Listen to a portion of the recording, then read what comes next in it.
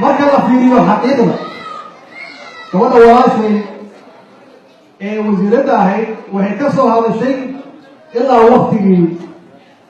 asxaabta laakiin aniga waxaan ka bilaabaya nin walba aqoontiisu ka hadlaayo xaawataanko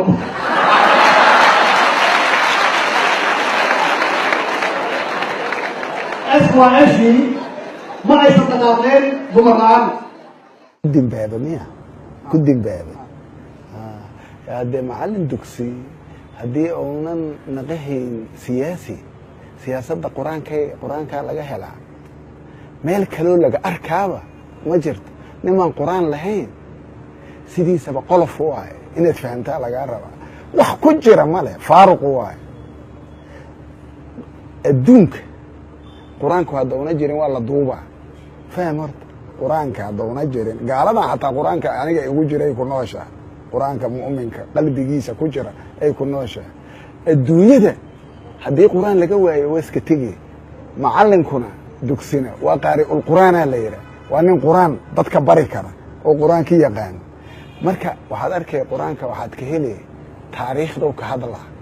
wuxuu leeyahay laqad kaana fii qasqasihim cibratun liulil albaab dadka caqliga u saaxiibahow sheekadan oo qur-aanka ku jirta oo taariikhda cibratun liulil albaab wuxuu cibri qaadad u yahay oo fahmi kara nin caqli u saaxiiba maa kaana xadiiثan warkaanuna ma ahaan yuftaraa min duuni illaahi ilaahay ka soka wax laga been abuura maaha walaakin tasdiiq aladii bayna yaday wixii ka horeeyena waa rumayha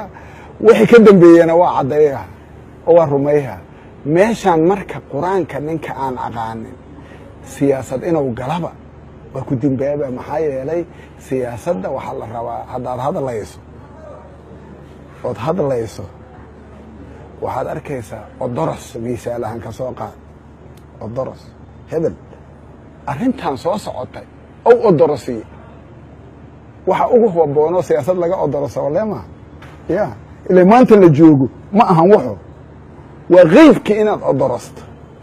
marka qur-aanka waxau leeyahay rajman bilgaybi qeybkii odoroseen uu leeyahay marka niman qur-aan aqaani sow wax u odorosa sow biri wax u sheega waxa soo socdaba garamaaye marka waxaa nahaayaba dhibaatada ugu weyn waxayna ka faa'iidaysan yihiin qur-aanka kariimka oo sharafta leh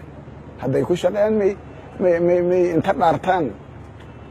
ay codkooda ay dadku iibsanahay nin ilaahay ka cabsaayasa ma wuxuu u iibsanaa dalkiisa iyo dadkiisa inuuna wax hogaami karinaya waa ogiyeen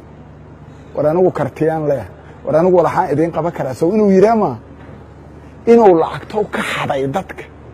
maatada oo ilmaha oo qaxootiga oo aad ogtahay dalka noogu dhow inuu 500 in ka badan 700 ay ku nooshaa 600 waxaas waxay lagu qabanahay inaad meel dhigato soo xisho darama soo wijiga inuu sariig lahayn soo ma waxaas waaye marka ninka aan quraanka aqaanin oo macallin dugsi aan ahayn oo sheekh ahayn oo ahay inuuna wax qaba karin laakiin anigu ma igi ogow kuwa ku doonanaya danta khaaska kuwa ku raadinaya ma yahay quraan